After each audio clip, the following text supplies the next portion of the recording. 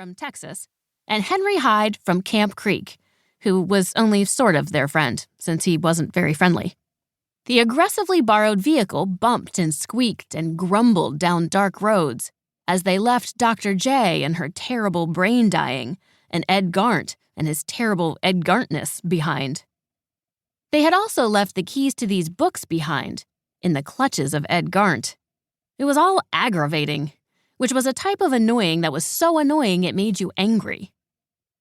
Theo imagined wings for herself, pictured soaring above the van, looping through the skies, looking for threats and handily defeating them. She couldn't hold on to the fantasy, though, any more than Alexander could hold on to a dream of a normal summer. Yeah, no, she sighed and went back to scratching at the locks with her tools from the ceramic building at Camp Creek.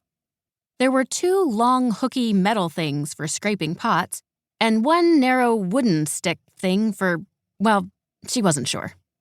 The tools had worked great for picking door locks and even drawer locks, but these book locks were itty-bitty. There was no way her current tools would work, but Theo hated sitting still with nothing to do with her hands. "Is it weird that I miss Aunt Sophronia's car?" Alexander asked. "When it wasn't disappearing around us, at least." "I miss her house, when it actually had food for us, at least."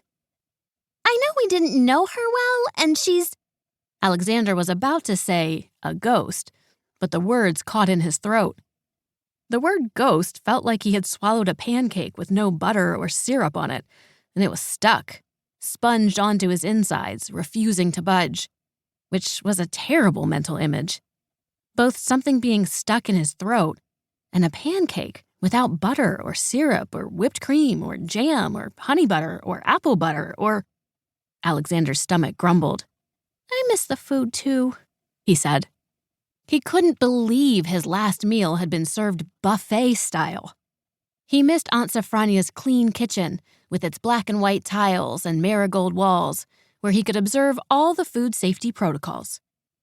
He also missed the blissful innocence of not realizing their Aunt Sophronia, who had been charged with taking care of them for the summer, was A, dead, B, had been dead the entire time, and C, was somehow banished now, which meant she was deader?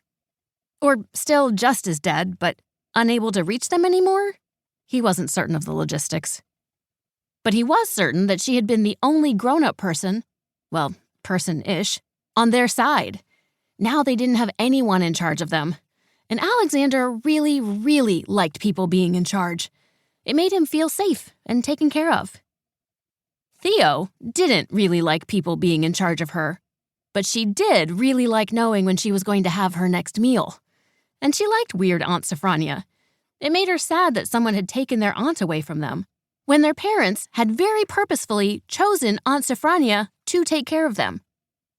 Leaving Aunt Sophronia in charge seemed like a bizarre choice, made even bizarrier.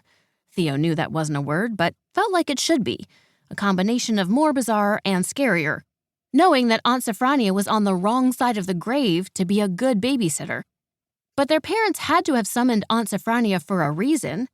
They could have left Theo and Alexander with a neighbor, or even with Will. Though, to be fair, even an occasionally incorporeal ghostly babysitter still paid more attention than Will did. Theo's aggressively borrowed wooden tool snapped in half. She set everything aside with a huff. She had to be careful, or she'd jam the locks. Jam.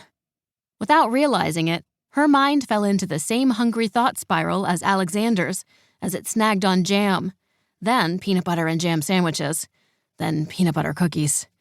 Though the Sinister-Winterbottom twins were very different, they still managed to land on the same thoughts frequently. Meanwhile, Quincy was filling in Mina and Lucy on what they had missed.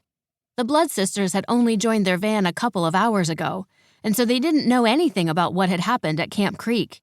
Quincy knew all about it, since she had been brain-dyed alongside Alexander. Theo had saved them, and then together they had saved the rest of the campers and counselors and escaped just in time to snag Mina and Lucy, who had been on their way to the terrible camp. Quincy toyed with her beloved lassos while narrating the events. "And that's how we discovered that all our parents went to Camp Creek together one summer, and several of them mysterious..."